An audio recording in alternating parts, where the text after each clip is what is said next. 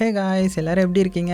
அது போக இன்னைக்கு நம்ம என்ன படம் தெரியுமா பார்க்க போகிறோம்? இப்போ ரீசெண்டாக தாய்லாண்டில் ரிலீஸ் ஆன இந்த ஜுமான்ஜி படம் மாதிரியே ஒரு சூப்பரான படத்தை தான் பார்க்க போகிறோம். அதாவது ஜுமான்ஜி படம்னா இப்படி ஒரு மந்திர போர்டு இருக்கும். அந்த போர்டை ஒரு 4 பேர் விளையாட ஆரம்பிச்சிருவாங்க. அப்படி விளையாடும் போது அந்த கேமில் இருக்கிற ஆபத்து வந்து அப்படியே ரியல் வேர்ல்டுக்கு வந்துடும் இல்லையா? அதே மாதிரி தான் இங்கே வந்து ஒரு மந்திர போர்டு இருக்கும். அதாவது ஒரு 4 சின்ன பசங்க என்ன பண்ணுறாங்கன்னா, ஒரு பழங்காலத்து கோவிலுக்கு போகிறாங்க. அந்த கோவிலில் ஒரு வித்தியாசமான போர்டு இருக்கிறதையும் பார்க்குறாங்க. அதை பார்த்ததுமே உங்களுக்கு அது விளையாடணுன்ற ஆர்வம் வந்துடுது. அதனால டைஸ் அப்படியே எடுத்து உருட்டி விட்டு விளையாட ஆரம்பிக்கிறாங்க. அப்படி விளையாட ஆரம்பிக்கும் போது உள்ள இருந்து ஒரு ஸ்க்ரோல் மாதிரி ஒன்று வருது. அதை ரீட் பண்ணும்போது இந்த மாதிரி ஒரு பேய் வரப்போது, அதுக்கிட்ட இருந்து நீங்க தப்பிக்கணும் அப்படின்ற மாதிரி போட்டிருக்கேன். இந்த 4 சின்ன பசங்களும் அதை ஃபர்ஸ்ட் சாதாரணமா எடுத்துக்கிட்டாங்க. ஆனா கொஞ்ச நேரத்திலேயே உண்மையாவே இந்த இடத்துக்கு ஒரு பேய் வருது, அதாவது அந்த மந்திர போர்டு மூலமா. ஸோ இதை பார்த்து மிரண்டு போனவங்க எப்படியாவது இந்த கேமை காலையிலக்குள்ள முடிக்கணும், இல்லைன்னா நம்ம இந்த போர்டுக்குள்ள போயிடும் அப்படின்னு புரிஞ்சுக்கிட்டவங்க ஒவ்வொருத்தரும் விளையாட ஆரம்பிக்கிறாங்க. அப்படி விளையாடும் போதெல்லாம் உள்ள இருந்து விதவிதமான பேய்கள்லாம் வருது. ஸோ அதுங்க கிட்ட இருந்து இவங்க தப்பிக்க போராடுவாங்க பாருங்க, வெறித்தனமா இருக்கும். ஸோ கடைசியில் இந்த 4 சின்ன பசங்களும் இந்த கேமை முடிச்சாங்களா இல்லையா, கடைசியில் என்னதான் ஆச்சு அப்படின்ற கதையெல்லாம் ரொம்பவே சூப்பரா சொன்ன கதை தான் இப்போ ரீசெண்டாக ரிலீஸ் ஆன board game. So welcome back to mister ice over. வாங்க இப்போ நம்ம இந்த படத்தோட கதைக்குள்ள போயிடலாம். படத்தோட ஓப்பனிங் சீன்லயே ஒரு பழமையான கோவிலை காமிக்கிறாங்க. ரொம்பவே மோசமா அங்கங்க உடஞ்சு கிடக்குது. ஸோ அந்த இடத்துல ஒரு சின்ன மாங்க் பார்த்தீங்கன்னா உயிரை காப்பாத்திக்கிறதுக்காக ஏதோ அவனை தேடிக்கிட்டே பதற்றத்தோட ஓடிட்டு இருக்கிறான். ஸோ அவனுடைய உடம்பு முழுக்க காயமா இருக்குது. ஸோ பார்த்தாலே ஏற்கனவே ஏதோ கொடூரமான விஷயம் அவனை தாக்கியிருக்குன்றது புரியுது. அது மட்டும் இல்லாமல் அவனுடைய கையில் ஒரு டைஸ் வந்து டைட்டாக பிடிச்சிட்டு இருக்கேன். ஸோ அந்த டைஸ் வந்து சாதாரணமாக நமக்கு தெரிஞ்சாலுமே அதுக்கு பின்னாடி ஒரு பெரிய ரகசியம் மறைஞ்சிருக்கும். ஸோ அது என்னன்றதை பின்னாடி பார்க்கலாம். இந்த நேரத்தில் அந்த சுவரில் இருந்துட்டு ஏதோ ஒரு பயங்கரமான பேய் வந்து எங்கே வேணாலுமே நீ ஓடிக்கோ, ஆனால் இன்னைக்கு உன்னால உயிரோட தப்பிக்கவே முடியாது அப்படின்னு சொல்லி அவனை மிரட்டும். ஸோ அந்த சின்ன மாங்கும் பார்த்தீங்கன்னா பயத்தோடய அப்படியே போயிட்டு இருக்கிறான். அது போக அந்த கோஸ்ட் வேற யாரும் கிடையாது, அந்த சின்ன மாங்க் இருக்கான் இல்லையா, அவனுடைய அம்மா தான் அவங்க போல. ஆனால் ஏதோ ஒரு பேயோட கட்டுப்பாட்டுக்குள்ளே சிக்கியிருக்காங்க போல. ஸோ அந்த பேய் என்ன பண்ணுதுன்னா, இவன் போட்டிருந்தா அந்த ட்ரெஸ்ஸை பிடிச்சி அப்படியே மேலே தூக்கி இழுக்க இந்த சின்ன மாங்குக்கு வேற என்ன பண்ணுறதுனே தெரியல. ஸோ அவன் கையில் வச்சிருந்த அந்த டைஸும் கீழே விழ அப்படியே சீனும் கட் பண்ணிட்டு படத்தோட டைட்டிலையும் போட்டு படத்தை ஸ்டார்ட் பண்ணுறாங்க. இப்போ அடுத்த சீனில் நமக்கு ஒரு ஸ்கூலை காமிக்கிறாங்க. அங்கே டீச்சர் பார்த்தீங்கன்னா 3 பேரை பிடிச்சி விசாரிச்சுட்டு இருக்காங்க. ஸோ இதில் இந்த இருக்கான் இல்லையா, இவன் தான் ஹீரோ. அதுக்கப்புறம் இந்த 2 பேரும் ஃப்ரெண்டுக்காரங்க. அதில் ஒருத்தன் பேர் ஜி, இன்னொருத்தன் பேர் லீ. ஸோ இந்த 3 பேரையும் பிடிச்சி பனிஷ்மெண்ட் கொடுக்குறாரு. ஏன்னா கிளாஸை கட் அடிச்சுட்டு போர்ட் கேம்ஸ் விளையாட போயிருந்தாங்க போல. அதே மாதிரி நம்ம ஹீரோயினும் தனியாக கிளாஸை விட்டு வெளியில் போயிருந்ததுனால அவளையும் சேர்த்து பனிஷ்மெண்ட் கொடுக்குறாங்க. ஸோ அப்படியே கட் பண்ணால் இப்போ ஸ்கூல் முடிஞ்சதுமே இந்த ஃப்ரெண்ட்ஸ் எல்லாருமே சேர்ந்து பேஸ்கெட் பால் விளையாட ஆரம்பிக்கிறாங்க. அப்போ ஹீரோ வந்து அந்த ஃப்ரெண்டுக்காரனான லீ கிட்ட, டே நம்ம கேங்குக்கு 4 கடவுள்கள் 4 காட்ஸ்ன்ற மாதிரி பேர் வச்சிருக்கே, ஆனால் நம்ம 3 பேர் தானே இருக்கோம், 4வது ஆளுக்கு எங்கே போக அப்படின்னும் போது லீயும் சிரிச்சுக்கிட்டே, இங்கே பாரு மச்சான், சில கேம்ஸ்லாம் விளையாட 4 பிளேயர் வந்து தேவைப்படுவாங்க. ஸோ நம்ம கேங்கில் ஃபியூச்சராக ஒருத்தங்க வந்து ஜாயின்ட் ஆக போகிறாங்கல்ல, அவங்களையும் சேர்த்து தான் அந்த மாதிரி நான் பேர் வச்சிருக்கிறேன். அது போக இப்போ நம்ம இந்த போர்டு கேம் விளையாடணும்னா 4 பிளேயர் தேவை இல்லையா, ஸோ அதனால தான் இப்போ இந்த பொம்மையை வச்சிருக்கிறேன் அப்படின்னு சொல்லிட்டு ஒரு பொம்மையை காமிக்கிறான். ஸோ 4வது பிளேயர் இல்லாதப்போ இதுதான் நம்ம டீம் மெம்பர் அப்படின்னு சொல்ல அப்படியே கட் பண்ணால் இப்போ அடுத்தது சாயங்காலம் ஆயிடுச்சு. நம்ம ஹீரோ வீட்டுக்கு வந்ததுக்கப்புறம் ஹீரோடைய அக்கா என்ன பண்ணுறாங்கன்னா, ஹீரோ கூட்டிட்டு கோயிலுக்கு வராங்க. அப்படி வரும்போது என்ன கேட்குறாங்கன்னா, அம்மா நீ ஸ்கூலில் ஏதோ பனிஷ்மெண்ட் வாங்கினியாமே, என்ன பண்ணி தொலைச்ச அப்படின்னு கேட்கும்போது, ஒன்றும் இல்லைக்கா, ஃப்ரெண்டு கூட சேர்ந்து போர்டு கேம் விளையாடினேன் அவ்வளோதான் அப்படின்னதும், என்னது போர்டு கேமா, இந்த வயசுலேயே நீ சூதாட ஆரம்பிச்சிட்டியா அப்படின்னு கோவப்படுறாங்க. அட இது கேம்லிங் இல்லைக்கா, சும்மா சாதாரணமான கேம் தான், சின்ன பசங்களாம் விளையாடுற மாதிரி அப்படின்னு எக்ஸ்பிளைன் பண்ணிட்டு, ஆமா எதுக்கு நீ இப்போ எப்போ பார்த்தாலும் அம்மா மாதிரி என்னை கண்ட்ரோல் பண்ணிட்டே இருக்க, என்னை கொஞ்சம் ஃப்ரீயாக விட மாட்டியா அப்படின்னு கோவமாக கேட்கும்போது, உண்மைக்குமே நம்ம ஹீரோடைய ஃபேமிலியில் ஹீரோவும் இந்த அக்காவும் மட்டும்தான். அவங்களுடைய அம்மா அப்பா வந்து ஏற்கனவே இறந்து போயிட்டாங்க. அதனால இந்த அக்கா தான் ஹீரோவுக்கு அம்மா மாதிரியும் இருப்பா, அப்பா மாதிரியும் நடந்துப்பாங்க. அதே நேரத்தில் இந்த ஃப்ரெண்டுக்காரங்களை காமிச்சா அந்த ஜி லீ இருக்காங்க இல்லையா, அதில் அந்த ஜி வந்து லீயை பைக்கில் வீட்டில் ட்ராப் பண்ணிட்டு அங்கேருந்து போயிட்டு இருக்கும்போது அப்போ போலீஸ் வந்து அவனை வழிமறிச்சு நிப்பாட்டுறாங்க. அதுலேயும் அந்த இன்ஸ்பெக்டர் இருக்கார் இல்லையா, அவருக்கு இந்த ஜியை சுத்தமாக பிடிக்காது போல், அவர் பேசுகிறதும் அப்படி தான் இருக்கும். இந்த ஜியை பிடிச்சதுமே உடனே அவனை ஃபுல்லுமே சர்ச் பண்ண ஆரம்பிக்கிறாரு. இதை பார்த்த ஜியும், ஏன் இப்படி வந்ததுமே சர்ச் பண்ணுறீங்க, வேணா என்னுடைய யூரின் டெஸ்ட்டையும் எடுத்துக்கோங்க, அதையும் ரிசர்ச் பண்ணி சொல்லுங்கள் அப்படின்னு நக்கலாக சொல்ல, உடனே அந்த இன்ஸ்பெக்டர் வந்து, இங்கே பாரு ரொம்ப வாய் பேசாத, ஒரு நாள் கண்டிப்பாக என் கையில் நீ மாட்டுவ அப்படின்னு வார்னிங் கொடுத்துட்டு, உன்னுடைய அண்ணனையும் ஜெயிலுக்கு அனுப்புனது நான் தான், உனக்கும் அதே நிலைமை சீக்கிரமாக வரப்போகுது பாரு அப்படின்னு மிரட்டுறாரு. அப்படின்னு சொல்லிட்டு ஜியோடைய அந்த பைக்கையும் அப்படியே பிடிங்கி வச்சுக்கிறாரு. ஸோ ஃபைனை கட்டிட்டு ஸ்டேஷனுக்கு வந்து வாங்கிட்டு போ அப்படின்னு சொல்லிட்டு கிளம்பிட்டேன். ஸோ அதை பார்த்த இன்னொரு போலீஸ் வந்து, அவன் சின்ன பையன் தானே, இவ்வளோ ஸ்ட்ரிக்டாக இருக்க வேண்டிய அவசியமா அப்படின்னு கேட்கும்போது, நீங்கள் இப்போ தானே இந்த ஏரியாவுக்கு வந்திருக்கீங்க, அவனை பற்றி உங்களுக்கு தெரியாது, இவனுடைய பேர் ஜி கிடையாது, ஜி கட்டர் அப்படின்னு தான் எல்லாரும் கூப்பிடுவாங்க. ஸ்கூலில் ஒரு சீனியர் பையனை கட்டரால் குத்துனவன், இவெல்லாம் யோக்கியமே கிடையாது அப்படின்னு சொல்ல அந்த போலீஸும் நம்ம ஜியை வந்து இப்போ சந்தேகத்தோட பார்க்க ஆரம்பிக்கிறாரு. அப்படியே கட் பண்ணால் இப்போ கொஞ்ச நாள் முன்னாடி நடந்த ஒரு சம்பவத்தை காமிக்கிறாங்க. அதை வந்து இந்த ஸ்கூலில் வந்து நம்ம ஹீரோ ஹீரோயின் அதுக்கப்புறம் அந்த 2 ஃப்ரெண்டு பசங்க அப்படி 4 பேரும் புத்திசம் கிளாஸை வந்து ஸ்கிப் பண்ணியிருப்பாங்க போல. அதனால டீச்சர் வந்து அவங்கள பனிஷ்மெண்ட் கொடுக்கறதுக்காக கோயிலுக்கு வந்து மெடிடேஷன் கேம்ப் மாதிரி கூட்டிட்டு போறாங்க. ஸோ கொஞ்ச நேரம் கழிச்சு டீச்சர், எனக்கு கொஞ்சம் வேலை இருக்குது, அக்கா வந்து உங்களை கூட்டிட்டு போவாங்க, அது வரைக்கும் கோவிலில் இருக்கிற வேலையெல்லாம் முடிச்சுட்டு கிளம்புங்க அப்படின்னு சொல்லிட்டு கிளம்பிட. அதுக்கப்புறம் 4 பேர் என்ன பண்றாங்கன்னா இந்த கோவிலை வந்து சுத்தம் பண்ண ஆரம்பிக்கிறாங்க. அப்போ லீ வந்து எவ்வளோ பெருக்குனாலுமே மரத்துல இருந்து குப்பையா விழுந்துட்டு இருக்கும். உடனே இதை பார்த்து கோவமானவன், யாருக்கிட்டையாவது இந்த செயின்சா மிஷின் இருக்கா, இந்த மரத்தையே வெட்டிட்டா வேலை முடிஞ்சிடும் அப்படின்னு கோவமா சொல்றான். ஆனா அங்கிருந்து அந்த லிட்டில் மாங்க் வந்து செம்ம டென்ஷன் ஆயிட்டான். யாரா அவன் இலை விழுதுன்றதுக்காக மரத்தை வெட்டுவான்னு சொல்றது அப்படின்னு பாக்குறாங்க. அதுக்கப்புறம் இப்படியே வேலை முடிஞ்சிருது. ஸோ எல்லாருமே இந்த அக்காவுக்காக வெயிட் பண்ணிட்டு இருக்காங்க. ஆனா டைம் போகுது, இந்த அக்கா மட்டும் உங்களை கூட்டிட்டு போக வரவே இல்லை. அந்த டைம்ல லீவ் வந்து அந்த கோயிலை பத்தி ஒரு பயங்கரமான விஷயத்த சொல்ல ஆரம்பிக்கிறான். அதாவது பல வருஷத்துக்கு முன்னாடி இந்த கோயில்ல இருந்த ஒரு பைத்தியக்கார அம்மா என்ன பண்ணாங்கன்னா, அவங்க சின்ன பையனான மாங்கையே தூக்கில ஏற்றி கொலை பண்ணிட்டாங்களாம். இன்னுமே அந்த சின்ன பையனுடைய ஆவி வந்து அந்த கோயிலுக்குள்ளே சுத்திட்டு இருக்குன்ற மாதிரி நிறைய மக்கள் நம்புறாங்க அப்படின்னு சொல்ல. ஸோ இந்த ஸ்டார்டிங் சீன்ல நடந்துச்சு இல்லையா, அதை பத்தி தான் பேசுறான்னு நினைக்கிறேன். ஸோ அதை கேட்டதுமே எல்லாருமே அந்த பழைய கோயிலை எட்டி பார்க்குறாங்க. அந்த நேரத்தில் திடீர்னு நம்ம ஹீரோயின் அந்த கோவிலுக்குள்ள இருந்து ஓடி வராங்க. உள்ள யாரோ இருக்கிற மாதிரி எனக்கு தெரிஞ்சது, அதான் நான் போய் பார்த்தேன் இப்போ அப்படின்னு சொல்லிக்கிட்டு பயத்தில் ஓடி வரேன். உடனே லீவ் வந்து ஒரு வேளை பேயா கூட இருக்கலாம் அப்படின்னு கிண்டல் அடிக்க. ஸோ அதுக்கு இன்னொரு ஃப்ரெண்டுக்காரன் சிரிச்சுக்கிட்டு, எனக்கு இவன் மேலேயும் சந்தேகமா இருக்குது, ஒருவேளை இவளும் பேயா இருக்கலாம்ல, ஏன்னா ஸ்கூல்லையும் இவ அடிக்கடி காணாம போயிட்டா, நம்ம கூட அடிக்கடி பனிஷ்மெண்ட்டும் வாங்குறா, ஆனா படிப்புல மட்டும் இவ எப்போதுமே ஃபர்ஸ்டா இருக்கிறா, அதுவும் எக்ஸாம் டைம்ல இவளை பார்த்து எழுதி தான் நானும் பாஸ் ஆனேன் அப்படின்னு சொல்லி கிண்டல் பண்ணேன். உடனே ஹீரோயின், அட சும்மா இருங்கடா, நான் வந்து உள்ள ஒரு விஷயம் பார்த்தேன், நீங்களும் வந்து பாருங்க அப்படின்னு எல்லாரையுமே அந்த கோவிலுக்குள்ள கூட்டிட்டு போறாங்க. அங்க வந்து புத்தா ஸ்டாச்சுலாம் இருக்கு. ஸோ அந்த இடத்துக்கு போறாங்க. அந்த ஸ்டாச்சுக்கு கீழே ஒரு பெரிய துணியினால எதையோ மறைச்சு வச்சிருந்த ஒரு பொருள் கிடைக்குது. ஸோ அதை நம்ம ஹீரோவும் ஃப்ரெண்டு பையன் 2 பேரும் சேர்ந்து திறக்க ஆரம்பிக்கிறாங்க. அதே சமயத்தில் இந்த சைடு நம்ம ஹீரோயினுக்கும் பார்த்தீங்கன்னா ஒரு பழமையான ஓலைச்சுவடி மாதிரி ஒரு மேனஸ்கிரிப்ட் வந்து கண்ணில் படும். ஸோ ஆர்வத்தில் அதையும் எடுத்து படிக்க ஆரம்பிக்கிறாங்க. அதே சமயத்தில் இந்த சைடு இந்த பசங்க அந்த முழு துணியையுமே ஓப்பன் பண்ணி உள்ள பார்த்தா ஒரு பழைய மரப்பெட்டி இருக்கிறது தெரிய வருது. ஸோ என்ன இது அப்படின்னு சொல்லிட்டு அந்த பாக்ஸ் ஓப்பன் பண்றாங்க. அடுத்த செகண்டே அது சாதாரண பாக்ஸ் மாதிரி இல்லாம அப்படியே மெதுவா விரிஞ்சு இந்த பழங்காலத்து போர்டு கேம் மாதிரி மாறிடுது. ஸோ ஆக்சுவலா இவங்களும் போர்டு கேம் நிறைய விளையாடுவாங்க இல்லையா. ஸோ இதை பார்த்ததுமே நம்ம ஹீரோவும் யோசிக்காம அதுல இருக்கிற டைஸ் வந்து ரோல் பண்ணிட்டான். ஸோ அந்த டைஸும் கீழே விழுந்த உடனே கேம்ல இருந்த காயின் வந்து ஆட்டோமேட்டிக்கா மூவ் ஆக ஆரம்பிக்குது. அதுவும் நம்ம ஹீரோவுக்கு 6ஆம் நம்பர் விழுந்திருக்கும். அதனால அப்படியே அது பக்கம் போக இதை பார்த்து எல்லாருமே மிரண்டு போயிட்டாங்க. பரவாயில்லையே, பயங்கரமான டெக்னாலஜியா இருக்கு, அந்த டைம்ல இப்படிலாம் ரெடி பண்ணிருக்காங்களே, சரி என்னதான் இருக்குன்றத நம்ம ப்ளே பண்ணி பார்க்கலான்ற மாதிரி அவங்களுக்குள்ள ரொம்பவே ஆர்வம் வருது. அதுக்கப்புறம் ஒவ்வொருத்தர மாறி மாறி அந்த டைஸை வந்து ரோல் பண்ண ஆரம்பிக்கிறாங்க. அது போக அந்த கேமை ப்ளே பண்ண கிட்டத்தட்ட 4 பிளேயர்ஸ் வேணும்ன்றது அவங்களுக்கு தெரிய வரும். உடனே ஹீரோயினும் 4வது பிளேயரா ஜாயின் பண்ணிக்கிறா. ஸோ அவளுக்கும் பார்த்தீங்கன்னா ஆர்வம் தாங்க முடியல. உடனே அந்த டைஸை வந்து ரோல் பண்ணதுமே போர்டில் இருந்து ஒரு சின்ன பேப்பர் மாதிரி வெளியில வருது. ஸோ அதை வந்து ஜி எடுத்து படிக்க ட்ரை பண்றான். ஆனா அது முழுக்க பார்த்தீங்கன்னா இந்த பழங்காலத்து மொழியில எழுதி இருந்ததுனால அவனால ஒரு வார்த்தை கூட புரிஞ்சிக்க முடியல.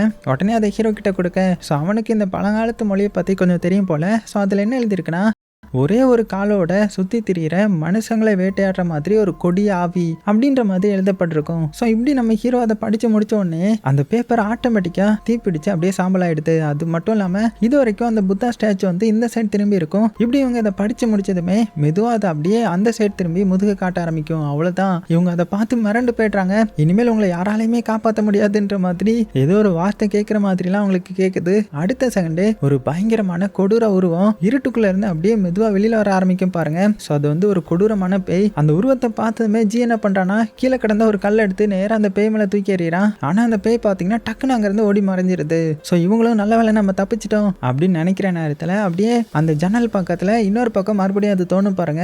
இதை பார்த்த லீ வந்து பயத்துல நடுங்கிக்கிட்டே, நான் அப்பவே சொன்னேன்ல உள்ள போகாதீங்கன்னு, யாரா கேட்டீங்க என்னுடைய பேச்ச அப்படின்னு எல்லாத்தையுமே திட்ட ஆரம்பிக்கிறான். ஸோ அவன் பேசிட்டு இருக்கும் போதே அந்த பேய் அவனுக்கு பின்னாடி அப்படியே அமைதியா வந்து அவனுடைய காலை வந்து பிடிச்சிருது. ஸோ இதை பார்த்த ஹீரோ ஃப்ரெண்டுக்காரன் ஹீரோயின் இவங்களுக்கு என்ன பண்றதுன்னு தெரியாம உடனே லீயை காப்பாத்தி டெம்பிள் இருந்து வேக வேகமா வெளியில எடுத்துட்டு ஓட்டுறாங்க. ஸோ வெளியில வந்ததுமே அந்த பேயும் வெளியில வந்துடக்கூடாதுன்றதுக்காக அந்த கதை வேகமா மூடி லாக் பண்ணிட, இதுக்கப்புறம் ஒரு நிமிஷம் கூட இங்க நிக்க கூடாதுரா அப்படின்னு ரோட பார்த்து ஓட ஆரம்பிக்கிறாங்க.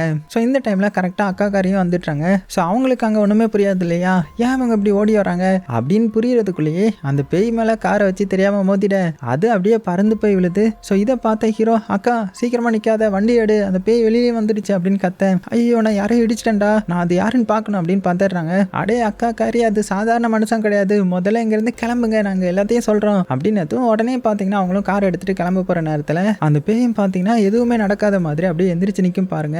இதை பார்த்த அக்காவும் இப்போ ரிவர்ஸ் எடுத்து இன்னொரு தடவையும் அந்த பேய் மேல ஏத்துறாங்க. இருந்தாலும் அது சாகவே இல்லை, திரும்பவும் எழுந்துச்சு காரை வந்து துரத்த ஆரம்பிக்குது. அப்புறம் ஒரு வழியா அப்படியே அங்கிருந்து தப்பிச்சு ஒரு பெட்ரோல் பங்குக்கு போய் வண்டியை நிறுத்துறாங்க. ஸோ அங்கே வந்ததுமே அந்த அக்கா என்ன பண்றாங்கன்னா, லீக்கு வந்து காயம் ஏற்பட்டிருக்கும் இல்லையா லைட்டா, ஸோ அதை வந்து ட்ரீட்மெண்ட் பண்ணிட்டு ஒழுங்கா சொல்லுங்க இப்போ என்ன நடந்துச்சு அப்படின்னு கேட்கும்போது தான் ஸோ 4 பேரும் இப்போ நடந்த எல்லாத்தையுமே சொல்ல ஆரம்பிக்கிறாங்க. ஸோ எல்லாத்தையுமே கேட்ட இந்த அக்காவும், என்ன சொல்றீங்க நீங்க, ஆவி பூதம் கேம்னு சொல்றீங்களே, என்ன இது அப்படின்னு கேட்கும்போது தான் நம்ம ஹீரோயின் கண்டுபிடிச்ச அந்த பழமையான மேனுஸ்கிரிப்ட் எடுத்து படிக்க ஆரம்பிக்கிறாங்க. அதுல என்ன போட்டிருக்குன்னா, இந்த போர்ட் கேம் வந்து சாதாரண போர்ட் கேம் கிடையாது, இது வந்து பல 100 வருஷத்துக்கு முன்னாடியே ஒரு மந்திரவாதியால உருவாக்கப்பட்ட ஒரு சாபம் பெற்ற கேம் தான் இந்த போர்டு. இதுக்குள்ள பல கொடூரமான ஆவிகளை வந்து அடைக்கப்பட்டிருக்காங்க.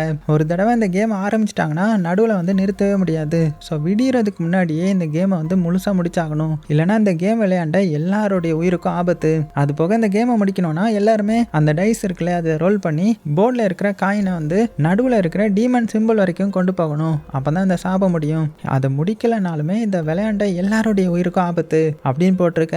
ஸோ இதெல்லாம் படித்த அக்காக்காரையும், நம்மக்கிட்ட இன்னும் டைம் இருக்குது, அதனால பயப்படாதீங்க, எப்படியாவது இந்த கேம் வந்து நம்ம ஃபினிஷ் பண்ணிடலாம் அப்படின்னு எல்லாத்துக்கும் தைரியம் கொடுக்குறாங்க. இருந்தாலும் மனசுக்குள்ள அவங்களுக்கு பயமாக தான் இருக்கும். அதுக்கப்புறமா எல்லாருமே கூட்டிட்டு நேராக வேகமாக வீட்டுக்கு போகிறாங்க. ஸோ வீட்டுக்கு வந்ததுமே அந்த பேய் எதுவுமே உள்ளே வந்துடக்கூடாதுன்றதுக்காக அந்த மந்திரிச்ச கயிறு, புனிதமான துணின்னு எல்லாத்தையுமே வீட்டை சுற்றி கட்ட ஆரம்பிக்கிறாங்க. ஏன்னா அவங்களுக்கு உண்மைக்குமே ரொம்பவே பயம் வந்திருக்கும், ஏன்னா அவங்களும் அந்த பேயை பார்த்துருப்பாங்க இல்லையா. அப்போ தான் நம்ம ஹீரோ வந்து அக்கா கிட்ட அமைதியாக பேச ஆரம்பிக்கிறான். அக்கா, உனக்கு ஹையர் ஸ்டடீஸ் படிக்கணும்னு ஆசை இருக்கா? ஸோ அது மட்டும் இருந்துச்சுன்னா கண்டிப்பாக என்னை பற்றி யோசிக்காம நீ உனக்கு பிடிச்சதெல்லாம் பண்ணுக்கா, ஏன்னா நான் வந்து இப்போ பெரியவன் ஆயிட்டேன்ல, நான் என்ன பார்த்துப்பேன் அப்படின்னு எதுவும் அக்கா காரி சிரிச்சுக்கிட்டு, முதல்ல உன்னுடைய ட்ரெஸ் எல்லாம் நீயே துவைக்க கற்றுக்கோ, அதுக்கப்புறம் உன்னை நீயே பெரியவன்னு சொல்லிக்கலாம் அப்படின்னு கிண்டல் பண்ணிட்டு, இந்த சின்ன வயசுலேயே நீ இன்னொரு பொண்ணுக்கெல்லாம் ரூட்டு விட்டுற அப்படின்னு எதுவும் ஹீரோக்கு ஒன்றுமே புரியல. அது எப்படி உங்களுக்கு தெரியுன்ற மாதிரி வைக்கப்படுறான். ஏன்னா அக்காவுக்கு வந்து ஆல்ரெடி நம்ம ஹீரோவுக்கு ஹீரோயின் மேலே க்ரஷ் இருக்குன்றது தெரிய வந்திருக்கும் போல. ஸோ இது எல்லாத்தையுமே நம்ம ஹீரோயினும் பக்கத்தில் நின்று அமைதியாக கேட்டுட்டு இருந்திருப்பாங்க.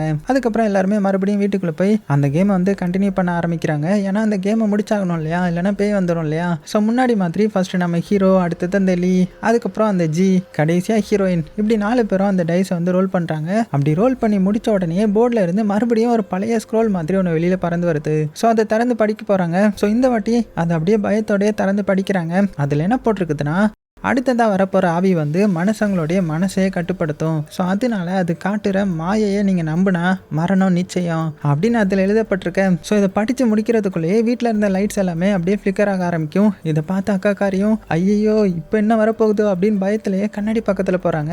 ஆனால் அவங்க திரும்பினதுக்கு அப்புறம் கூட அந்த கண்ணாடியில் தெரிஞ்ச ரிஃப்ளெக்ஷன் மட்டும் அசையாமல் அப்படியே நின்றுட்டே இருக்கும். அடுத்த செகண்டே அந்த ரிஃப்ளெக்ஷனை வந்து பயங்கரமாக கத்திக்கிட்டு கண்ணாடியிலேருந்து வெளியில் பாயும் பாருங்க. ஸோ இந்த பேயோடைய பேர் டானி பேய். ஸோ அந்த பேய் என்ன பண்ணுதுன்னா, அக்காவை இழுத்துட்டு இந்த வாழை மரங்கள்லாம் நிறைய இருக்கிற இந்த ஆன்மா உலகத்துக்குள்ள கொண்டு போயிருது. ஸோ அங்கே போனதுமே அக்காவோடைய ஆன்மா அப்படியே பிரிஞ்சிருது. ஸோ இதனால அவங்க உடம்புக்குள்ள இந்த பேய் வந்து புகுந்துருது. அதுக்கப்புறம் என்ன, பேய் வந்து அக்கா உடம்புக்குள்ள போயிருது. ஸோ அக்கா வந்து இங்கே பழைய மாதிரியே வந்துட்டாங்கன்னு தெரிஞ்சாலுமே அவங்க நடந்துக்கிற விதம் ஃபுல்லுமே மாறி இருக்கும். ஸோ சேரில் உட்காந்தபடியே உடம்பு ஃபுல்லாக அப்படியே நடுங்க ஆரம்பிக்குது. அடுத்த செகண்ட் அப்படியே கீழே விழுந்துட்டாங்க. ஆனால் அந்த சேர் மட்டும் அப்படியே நேராக எந்திரிச்சு நிற்குது. ஸோ இதை பார்த்து எல்லாருமே பயத்தில் கத்தும்போது இந்த அக்காக்காரியும் வித்தியாசமான சிரிப்போட பயங்கரமாக கத்துவாங்க பாருங்க. அவ்வளவுதான், எல்லாருமே காதை பிடிச்சிட்டு அப்படியே அலற ஆரம்பிக்க அக்கா மறுபடியும் அப்படியே கீழே விழுந்துட்டாங்க. ஸோ இதை பார்த்த லீ அவனுடைய கழுத்துல இருந்த இந்த புத்தாவுடைய டாலரை கலட்டி அக்கா கழுத்துல மாட்டான். அதனால என்ன ஆயிடுதுன்னா அக்காவுடைய உடம்பு ஃபுல்லா அப்படியே தீ எறிகிற மாதிரி ஆகிடுது. அடுத்த செகண்டே அந்த பேயும் அக்காவுடைய உடம்பை விட்டு வெளியில வந்துடுது.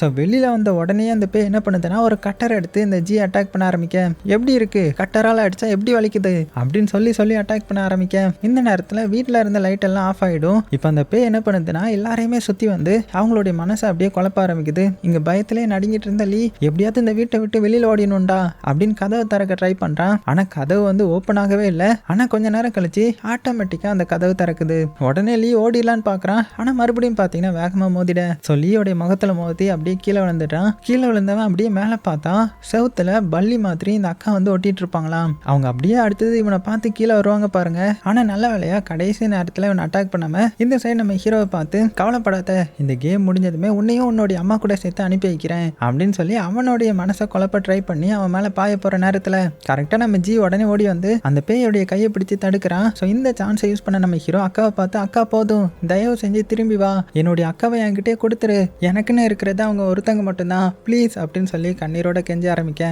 ஸோ ஹீரோடைய குரலை கேட்டதுமே அவங்களுடைய அக்காவும் பார்த்தீங்கன்னா ஒரு செகண்ட் அப்படியே அந்த பேயோடைய கட்டுப்பாட்டில் இருந்து எதிர்த்து போராடுறாங்க. அப்படி போராடிக்கிட்டே கஷ்டப்பட்டு ஹீரோ இங்கிருந்து ஓடிடு, இங்கிருந்து தப்பிச்சு போ அப்படின்னு கத்தவும் அடுத்த செகண்ட் யாரோ பின்னாடி இருந்து இழுக்கிற மாதிரி அக்காவை ஒரு கருப்பு இருட்டான இடத்துக்குள்ள வந்து மறைஞ்சிட்றாங்க. கொஞ்ச நேரம் கழிச்சு அவங்க மறுபடியும் வெளியில வராங்க. ஆனா இந்த தடவை அவங்களுடைய கண்களே மாறி போச்சு. அப்படின்னா ஃபுல்லுமே அந்த பேயோடைய கட்டுப்பாட்டுக்குள்ள போயிட்டாங்க இல்லையா, அதனால அடுத்த செகண்ட் அப்படியே ஹீரோ மேல பாய. ஆனா ஜி வந்து இந்த தடவை கொஞ்சம் கூட யோசிக்காம பக்கத்துல இருந்து ஒரு சேர் எடுத்து அக்கா மேல ஓங்கி அடிச்சு கீழே தள்ளி விட்டுறான். உடனே இதான் சான்ஸ்னு சொல்லிட்டு எல்லாருமே சேர்ந்து அக்காவை கயிறால கட்டி போட்டுடுறாங்க. அடுத்தது இந்த பேய்கள் எல்லாம் நம்ம எதிர்த்து போராடணும்னா நம்ம கிட்ட ஏதாவது வெப்பன் வேணும் அப்படின்னு சொல்லி ஆளுக்கு ஆள் ஒரு வெப்பன் எடுத்துக்கிறாங்க. இந்த லீ வந்து ஒரு பெரிய அரிவாள் எடுத்துக்கிறான், ஹீரோயின் வந்து ஒரு கோடாரை எடுத்துக்கிறாங்க, ஹீரோ வந்து இந்த சேன்சா மிஷின் எடுத்துக்கிறான். ஆனா நம்ம ஜி இருக்கான் இல்லையா, அவன் என்ன பண்றான்னா அவன் அண்ணன் ஒளிச்சு வச்சிருந்த ஒரு கன் எடுத்துட்டு வரான். ஏன்னா அவனுடைய அண்ணனே ஒரு கிரிமினல் தானே, போலீஸ் கேஸ்ன்னு பேருக்கான் இல்லையா, ஸோ அதனால அவன் ஒளிச்சு வச்சிருந்த கன் எடுத்துட்டு வர. அதுக்கப்புறம் நம்ம ஹீரோ எல்லாத்தையுமே பார்த்து இங்க பாருங்க, ஹீரோயின் தான் அடுத்த டர்ன். அவ வந்து அந்த போர்டில் டைஸை வந்து ரோல் பண்ணி முடிச்சதுமே போர்டில் இருந்து அடுத்த ஸ்க்ரோல் வரும். அது வந்ததுக்கு அப்புறம் அடுத்த டைஸ் ரோல் வர்றதுக்கு முன்னாடி நமக்கு வந்து 1 மணி நேரம் டைம் இருக்கும். அதுக்குள்ள நம்ம அதுக்கு முன்னாடி வர கோஸ்ட் வந்து நம்ம சமாளிக்கணும், அதனால எல்லாருமே உஷாரா இருக்கணும் அப்படின்னு சொல்லிட்டு மறுபடியும் பாத்தீங்கன்னா அந்த கேம் ஆரம்பிக்குது. கடைசியா நம்ம ஹீரோயினோட டர்ன் முடிஞ்சதுமே வழக்கம் போல போர்டில் இருந்து அதே ஸ்க்ரோல் வெளியில வந்து பறந்து விழுது. அதை திறந்து படிச்சு பார்த்து அடுத்த செகண்டே வானம் ஃபுல்லா பாத்தீங்கன்னா அப்படியே ரத்த கலர்ல மாறிடுது. அதாவது இதுதான் ஒவ்வொரு பேயும் வர்றதுக்கு முன்னாடி நடக்கிற ஒரு அறிகுறி போல. அடுத்தது பயங்கரமா காத்தடிக்க ஆரம்பிக்க. ஸோ எந்த திசையில என்ன பேய் வரப்போகுது அப்படின்னு எல்லாருமே பயத்தோடய பார்த்துட்டு இருக்காங்க. ஆனா இவங்க எதிர்பார்க்காத மாதிரி திடீர்னு பூமிக்குள்ள இருந்து இந்த மரத்தோடைய வேர்கள்லாம் இருக்கு இல்லையா, அதெல்லாம் வெளியில வந்து நேரா ஹீரோயினோட உடம்பு அப்படியே சுத்திக்கிட்டு அவளை இழுத்துட்டு போக ஆரம்பிக்கும். ஹீரோ உடனே அவளுடைய கையை பிடிச்சி காப்பாற்ற ட்ரை பண்றான். ஆனா அந்த வேரோடைய சக்திக்கு முன்னாடி நம்ம ஹீரோடைய சக்தி எதுவுமே கிடையாது இல்லையா. ஸோ கொஞ்ச நேரத்திலேயே ஹீரோயினை ஒரு மிகப்பெரிய மரத்துக்கு கீழே கொண்டு போயிருது. ஸோ அந்த மரத்துல 3 கலர்ல துணி கட்டப்பட்டிருக்கும். அதுக்கு கீழே தான் இப்போ வந்த பேயோடைய சன்னதி இருக்கும் போல. ஸோ இதை பார்த்ததுமே இது சாதாரண பேய் இல்ல, ரொம்பவே கொடூரமான பேயின்ற மாதிரி புரிஞ்சுக்கிறாங்க. உடனே என்ன பண்றாங்கன்னா அவங்க கிட்ட இருந்த அந்த ஆயுதங்கள் எல்லாம் எடுத்து ஹீரோயினை பிடிச்சிருந்த அந்த வேர்களை வேகமா வெட்ட ஆரம்பிக்க. ஆனா அது அவளை ஈஸியா வெட்டிட முடியுமா என்ன?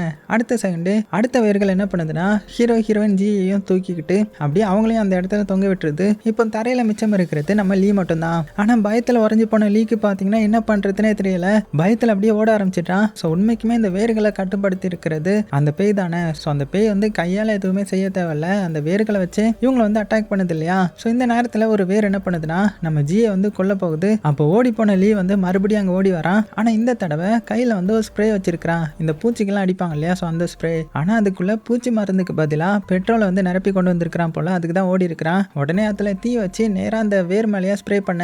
அடுத்த செகண்டே அந்த வேர் எல்லாமே தீ பிடிச்சி எரிய ஆரம்பிக்குது. இந்த சான்ஸை யூஸ் பண்ணிட்டு நம்ம ஜி அவனுடைய கன் எடுத்து நேரா அந்த பேயை சுட போக. ஆனா அதுக்குள்ள அந்த பேய் உசாரா என்ன பண்ணிருத்துனா ஒரு வேரை வச்சு அந்த கண்ணை அவங்ககிட்ட இருந்து பறிச்சிடுது. அப்புறமா அடுத்த செகண்டே அந்த எரிஞ்சிட்டு இருந்த வேர்கள் எல்லாமே காணாம போயிடுது. இதுக்கப்புறம் அது என்ட்ரி கொடுக்கும் பாருங்க, என்னையாடா தீய வச்சு எரிக்க பாக்குறீங்க அப்படின்ற மாதிரி முன்னாடி வந்து நிக்குது. உடனே நம்ம ஹீரோ அந்த பெட்ரோல் ஸ்ப்ரே எடுத்து நேரா அந்த பேய் மேல ஸ்ப்ரே பண்ணவன் தீய வைக்க மறந்துட்டான் அவசரத்துல, அதனால எதுவுமே நடக்கல. இதனால அந்த பேய் என்ன பண்ணுதுன்னா ஹீரோ அட்டாக் பண்ண வர. இந்த சமயத்துல ஹீரோயின் கையில வந்து ஒரு லைட்டர் வச்சிருப்பா. அவ எவ்வளவோ ட்ரை பண்ணி கடைசியா அதை பத்த வச்சு கரெக்டா அந்த பேய் மேலே எரிஞ்சிட. கடைசி செகண்ட்ல எப்படியோ அந்த பேய் வந்து எரிஞ்சு சாம்பல் ஆயிடுது. எப்படியோ ஜஸ்ட் மிஸ்ல இவங்க தப்பிச்சிட்டாங்க இல்லையா. ஆனா இந்த ஃபைட்ல வந்து இந்த ஜி வந்து ஒரு புல்லட் வந்து சுட்டிருப்பான் இல்லையா, அந்த சத்தம் பக்கத்துல இருந்த போலீஸ்க்கும் கேட்டுருது. அதனால உடனே அவங்க இந்த வீட்டுல என்னாச்சுன்ற மாதிரி அந்த வீட்டை நோக்கி வர ஆரம்பிக்கிறாங்க. அதே நேரத்துல இந்த வீட்டுக்குள்ள அக்காக்காரிய ஒரு பேய் வந்து பிடிச்சிருக்கும் இல்லையா.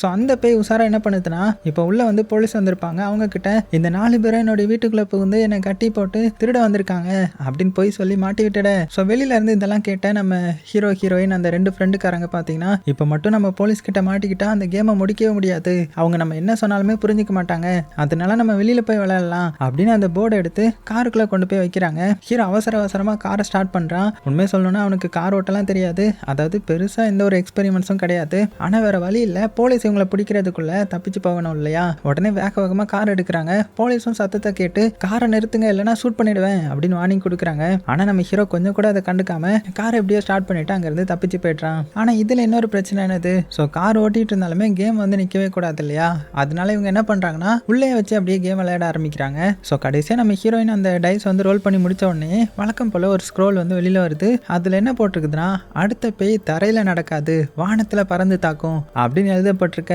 எல்லாருமே பயத்தோடைய காருக்கு வெளியில வானத்தை பார்த்துட்டே வராங்க. அந்த டைம்ல திடீர்னு நூத்துக்கணக்கான வவ்வால்கள் வந்து அந்த காரை நோக்கி கூட்டம் கூட்டமா பறந்து வர ஆரம்பிக்குது. அதுவும் சாதாரண வவ்வால் மாதிரி தெரியல, மனுஷ மாதிரி உடம்பும் பெரிய ரெக்கைகள் கொண்ட பயங்கரமான வவ்வால் மாதிரி வேகமா வந்து கார் மேல பாய ஆரம்பிக்க. இந்த பேயெல்லாம் பார்க்க பயங்கரமா இருக்கும். அது என்ன பண்ணுதுன்னா காரோடைய மேல வந்து பிடிச்சிட்டு தாக்க. ஸோ கீ அதனால பேலன்ஸ் இழந்து கிட்டத்தட்ட கார்ல இருந்து கீழே விழ போயிட்டான். ஆனா நல்ல வேலையா இன்னொரு ஃப்ரெண்டு காரனான லீ சரியான நேரத்துல அவனை கையை பிடிச்சி அப்படியே காப்பாத்திட்டான். உடனே ஹீரோயின் என்ன பண்றான்னா அவளுடைய கையில வந்து கோடாரி இருக்கும் இல்லையா, ஸோ அதை எடுத்து நேரா அந்த பேய் மேல வீச. ஆனா அது பயங்கர வேகத்துல அதுல இருந்து தப்பிச்சு அதே கோடாரியை நம்ம ஹீரோயின் பக்கம் திருப்பி விட. நல்ல வேலையா அதுல இருந்து நம்ம ஹீரோயின் அப்படியே தப்பிச்சிட்டாங்க. உடனே ஹீரோவை பார்த்து அடே ஹீரோ நேரா அது மேல வண்டி ஏத்துறா அப்படின்னு கத்த. ஹீரோவும் உடனே ஆக்சிலரேட்டரை கொடுக்குறான். ஆனா அந்த பேய் தான் பறக்கிற பேயாச்சே, இவன் மோத வர்றதுக்குள்ளேயே அது மேல பறந்து தப்பிச்சு போயிடுது. அப்புறம் என்ன, திரும்பவும் ஒரு ரவுண்ட் அடிச்சுட்டு நேரா அந்த காரோடைய பானட் மேலே வந்து உட்கார. ஸோ இதுக்கு மேலே டைம் வேஸ்ட் பண்ணக்கூடாதுன்னு நினச்சா அந்த கீ என்ன பண்ணுறான்னா அவனுடைய கன் எடுத்து கடைசி புல்லட்டை லோட் பண்ணி நேராக அந்த பேயோடைய தலையாக டார்கெட் பண்ணுறான். அப்புறமா அந்த பேயை பார்த்து பொடி பசங்கன்னு நினச்சியா, நாங்கள் கேடி பசங்கடா அப்படின்னு சொல்லிட்டு ட்ரிகர் அமுத்த. ஸோ அது பார்த்தீங்கன்னா கரெக்டாக அந்த கோஸ்டோடைய தலையிலேயே புல்லட் பட்டுறது, பெரிய ஓட்டையே விழுந்துரும். ஆனால் அந்த நேரத்தில் ஹீரோவும் கொஞ்சம் டிஸ்ட்ராக்ட் ஆக இதனால காரோடைய கண்ட்ரோலே இழந்து நேராக ரோட்ல இருந்து வெளியில் போயிட்டான். ரோட்ல இருந்து வெளியில் போய் ஒரு சின்ன ஆக்சிடென்ட் ஆகிடுது. ஸோ இதனால ஹீரோயினுக்கு அவளுடைய பழைய நினைவுகள்லாம் வருது. அதாவது சின்ன வயசுல அவங்க அப்பா அம்மா கூட கார்ல போயிட்டு இருக்கும்போது இதே மாதிரி ஒரு ஆக்சிடென்ட் நடந்திருக்கும். ஒரே சம்பவத்துல அவங்க 2 பேரையும் இழந்துட்டா. இப்போ அதெல்லாம் ஞாபகம் வந்து போகுது. ஆனா இங்க பாத்தீங்கன்னா நல்ல வேலையா அந்த விபத்துல யாருக்குமே பெருசா எதுவுமே காயம் ஏற்படல. ஆனா ஒரே ஒரு பிரச்சனை என்னன்னா, இப்போ இவங்க கிட்ட எந்த ஒரு வெப்பனும் இல்லை இல்லையா, அதுக்குள்ள அந்த போலீஸ் உங்களை ட்ராக் பண்ணி அந்த இடத்துக்கு கரெக்டா வந்துட்டாங்க. அதுலயும் அந்த இன்ஸ்பெக்டர் எல்லாரையும் பார்த்து எல்லாரும் கையை மேல தூக்குங்கடா அப்படின்னு கத்துறாரு. ஆனா ஹீரோ மட்டும் டைஸை கையில இருக்கமா பிடிச்சிட்டு நிக்கிறான். இதை பார்த்த அந்த இன்ஸ்பெக்டரும் அது கீழே போடு இல்லைன்னா உன்னை ஷூட் பண்ணிடுவேன் அப்படின்னு மிரட்ட. ஹீரோ ஒரு நொடி கூட யோசிக்காம டைஸை வந்து ரோல் பண்ணிட. உடனே போர்டில் இருந்த காயினும் பார்த்தீங்கன்னா மூவ் ஆக ஆரம்பிக்குது. இது எதுவுமே தெரியாத போலீஸ் என்ன பண்றாருன்னா இவங்க 4 பேரையும் அரெஸ்ட் பண்ணி ஸ்டேஷனுக்கு வந்து கூட்டிட்டு போயிடுறாங்க. ஸோ அங்கே நடந்த உண்மை எல்லாத்தையுமே போலீஸ் கிட்ட சொல்ல ட்ரை பண்றாங்க. ஆனா இதெல்லாம் நம்புற மாதிரியா இருக்குது. ஸோ யாருமே நம்பல. அப்போ அந்த ஜி மட்டும் இன்ஸ்பெக்டரை பார்த்து நீங்க எப்பவுமே என்ன கட்டரை வச்சு அட்டாக் பண்ணணும்னு தானே நினைக்கிறீங்க, ஆனா அந்த நாள் உண்மைக்குமே என்ன நடந்துச்சுன்னு உங்களுக்கு தெரியுமா அப்படின்னு சொல்லி அந்த ஸ்கூல்ல என்ன நடந்துச்சுன்ற மாதிரி சொல்ல ஆரம்பிக்கிறான். என்னுடைய அண்ணன் வந்து ஜெயிலில் இருக்கிறத வச்சு ஒரு சீனியர் வந்து டெய்லி என்ன ரேகிங் பண்ணிட்டு இருந்தான், டார்ச்சர் பண்ணிட்டு இருந்தான். ஆனா நான் அவனை எதுவுமே பண்ணல, எதுவுமே சொல்லல. இப்படி இருக்க ஒரு நாள் வந்து நான் பென்சிலை வந்து அப்படியே ஷார்ப் பண்ணிட்டு இருந்தேன். அந்த சமயத்துல திடீர்னு அவன் என்ன வந்து அட்டாக் பண்ணி என் சட்டையை பிடிச்சி இழுத்தான். அதனாலதான் என்னுடைய கையில இருந்த அந்த கட்டர் வந்து தெரியாதனமா அவன் மேல பட்டு காயம் ஏற்பட்டுருச்சு. நான் ஒன்னும் வேணுக்குன்னு அவனை அட்டாக் பண்ணல, தெரியாம பட்டதை வச்சுதான் இப்படி எல்லாருமே என்ன வந்து சொல்லிட்டு இருக்காங்க அப்படின்னு உண்மையை சொல்ல. ஸோ இதெல்லாம் கேட்டுட்டு இருந்த ஹீரோயினும் அவளும் ஒரு விஷயத்த ஒத்துக்கிறான். அந்த பழைய மேனுஸ்கிரிப்ட் இருந்துச்சு இல்லையா, அந்த வார்னிங்கை நான் முதல்ல உங்ககிட்ட படிச்சு காமிச்சிருக்கணும். ஆனா அது உண்மையா இல்லைன்னா வெறும் கட்டுக்கதையான்றது எனக்கு தெரியல. ஒருவேளை அது உண்மையா இருந்தா என்னுடைய அப்பா அம்மாவை ஒரு தடவையாவது பார்க்க முடியுன்றதுக்காக தான் நான் இப்படி வந்து இந்த மாதிரி பண்ண வச்சுட்டேன். ஸோ என்னை மன்னிச்சிடுங்க அப்படின்ற மாதிரி கண் கலங்கிக்கிட்டே சொல்றா. ஸோ இதை கேட்ட ஹீரோ அப்போ உனக்கு முன்னாடியே தெரியுமா, சரி விடு நீ பயப்படாத, கவலைப்படாத, நீ இனிமேல் தனி ஆள் கிடையாது, நம்ம எல்லாருமே சேர்ந்து ஒரு ஃபேமிலி தான் அப்படின்னு சொல்லி ஆறுதல் சொல்ல. ஸோ அந்த எமோஷனல் மூமெண்ட்ல திடீர்னு ஸ்டேஷனுக்கு அக்காவும் வந்துட்டாங்க. ஆனா இனிமே அவங்களுடைய உடம்புக்குள்ள அந்த பேய் இருக்கும். அதனால அக்காவை பார்த்ததுமே எல்லாருமே பயத்தில் அப்படியே பின்னாடி நடக்க. உடனே அக்கா வந்து ஹீரோ கிட்ட வந்து நீ மட்டும் இப்போ என் கூட வரலன்னு வச்சுக்கோயேன், உன்னுடைய அக்காவை நான் கொலை பண்ணிடுவேன் அப்படின்னு அந்த பேய் மிரட்டுது. ஸோ அக்காவுடைய உயிரை காப்பாற்றணுன்றதுக்காக நம்ம ஹீரோக்கு வர வழி இல்லாம அந்த பேய் கூட போறதுக்கு ஒத்துக்கிறான். உடனே ஹீரோவை காப்பாத்துறதுக்காக 3 ஃப்ரெண்ட்ஸும் ஓடி போறாங்க. ஆனா போலீஸ் விடுவாங்களா என்ன, அவங்களை தடுத்து நிறுத்திட. இந்த கேப்ல நம்ம லீ என்ன பண்ணிட்டானா யாருக்கும் தெரியாம அந்த டைஸை மட்டும் எடுத்துக்கிறான். அப்புறமா 3 பேரையும் அந்த லாக்அப்குள்ள அடைச்சிட்டாங்க. இதுல ஒன்று என்னன்னா, அந்த போர்டு இல்லைனாலுமே அந்த கேம் வந்து ஸ்டாப் ஆகல. ஸோ டைஸை ரோல் பண்ற ஒவ்வொரு டேனுக்கும் ஸ்டேஷன்ல இருந்த போர்டுல காயின் வந்து ஆட்டோமேட்டிக்கா மூவ் ஆக ஆரம்பிக்குது. ஸோ இதை பார்த்த இன்னொரு போலீஸ்க்கும் நம்ம இன்ஸ்பெக்டருக்கும் ஒண்ணுமே புரியல. அப்படியே ஷாக்கிங்ல பார்த்துட்டு இருக்காங்க. கடைசி டேனா நம்ம ஹீரோயின் டைஸை ரோல் பண்ணதுமே வழக்கம் போல அந்த ஸ்க்ரோல் வெளியில வருது. உடனே அந்த இன்ஸ்பெக்டர் அதை எடுத்து படிக்க ட்ரை பண்றாரு. ஆனா எழுத்து சுத்தமா புரியல. என்ன கர்மண்டா இது அப்படின்னு கோபத்துல அந்த ஸ்க்ரோலை தூக்கி எரிஞ்சிட. ஆனா அடுத்த நொடியே போலீஸ் வாக்கி டாக்கில ஒரு பயங்கரமான சத்தம் கேட்க ஆரம்பிக்குது. என்னன்னா ஒரு பேய் தான் பேசுது, உங்களுடைய தண்டனை நேரம் ஸ்டார்ட் ஆயிடுச்சு அப்படின்னதும் அடுத்த செகண்ட் அந்த போலீஸ் ஸ்டேஷனும் இருட்டாகிரும். அப்படியே இந்த சைடு நம்ம ஹீரோ காமிச்சா அவனுடைய அக்கா கூட சேர்ந்து வீட்டுக்கு வந்துட்டான். ஸோ வீட்டுக்குள்ள நுழைஞ்ச உடனே அந்த பேய் என்ன என்ன சொல்லுதுன்னா, இப்போ நீ ஒளிஞ்சிக்கோ, ஒருவேளை நான் உன்னை கண்டுபிடிச்சிட்டேன்னு வச்சுக்கோயேன், உன்னை உயிரோட விட மாட்டேன் அப்படின்னு ஒரு கேம் மாதிரி விளையாட ஆரம்பிக்குது. இன்னொரு பக்கம் போலீஸ் ஸ்டேஷன்ல காமிச்சா அந்த இன்ஸ்பெக்டரும் இன்னொரு போலீஸும் பாத்தீங்கன்னா என்ன நடந்துச்சுன்ற மாதிரி வெளியில பார்க்க வராங்க. ஆனா அங்க பாத்தீங்கன்னா தலையே இல்லாத ஒரு போலீஸ் ஆபீசருடைய டெட் பாடி கிடக்குது. அவ்வளவுதான், அதை பார்த்ததுமே மிரண்டு போயிடுறாங்க. அவனுடைய தலையை யாரோ தூக்கிட்டு போயிருக்காங்க போல. அது மட்டும் இல்லாம இந்த போலீஸை யார் கொலை பண்ணாங்கன்றது தெரிய வருது. அது வேற எதுவும் கிடையாது, ஒரு பேய் தான்.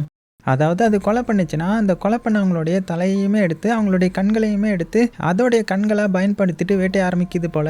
இதை பார்த்த இந்த 2 போலீஸும் பயத்துல கன் எடுத்து சுட ஆரம்பிக்கிறாங்க. ஆனா ஒரு புல்லட் கூட அந்த கோஸ்ட் மேல படல, அதுக்கு ஒண்ணுமே ஆகல. இன்னொரு பக்கம் இந்த லாக்அப்குள்ள காமிச்சா அங்க நம்ம லீ, ஜி, ஹீரோயின் 3 பேர் இருக்காங்க இல்லையா, ஸோ அவங்களுக்கு வெளியில என்ன நடக்குதுன்னே தெரியல. அதனால என்ன பண்ணலான்ற மாதிரி யோசிச்சுட்டு இருக்க அதே சமயத்துல இந்த சைடு ஹீரோ காமிச்சா ஹீரோ என்ன பண்றான்னா பெட்ரூம்ல அவனுடைய பெட்டுக்கு அடியில ஒளிஞ்சிட்டு இருக்கிறான். அதே நேரத்துல பேயால பொசஸ் பண்ணப்பட்ட இந்த அக்காவும் பார்த்தீங்கன்னா 1, 2, 3ன்ற மாதிரி கவுண்ட் பண்ணிக்கிட்டு மெதுவாக அப்படியே வீட்டுக்குள்ளே நடந்து வராங்க. இங்கே நம்ம ஹீரோ பெட்ல இருந்து நைஸாக எட்டி பார்த்துட்டு வெளியில் என்ன நடக்குதுன்ற மாதிரி பார்த்துட்டே இருப்பான். ஆனால் அடுத்த செகண்டே அக்கா வந்து ஒரு கத்தியை எடுத்துட்டு நேராக பெட்டுக்கு அடியிலே குத்துறாங்க. அது ஹீரோடைய ஃபேஸுக்கு ரொம்பவே க்ளோஸில் வந்துட்டு போய் ஜஸ்ட் மிஸ் ஆகிடுது. அவ்வளோதான், ஹீரோ மிரண்டு போயிட்டு அப்படியே மூச்சை விடாமல் அப்படியே அமைதியாக இருக்க. அந்த நேரத்தில் இந்த பேய் என்ன பண்ணுதுலாம் செவுத்துல அப்படியே பள்ளி மாதிரி ஒட்டிக்கிட்டு ஹீரோ அப்படியே தேட ஆரம்பிக்கும் பாருங்க.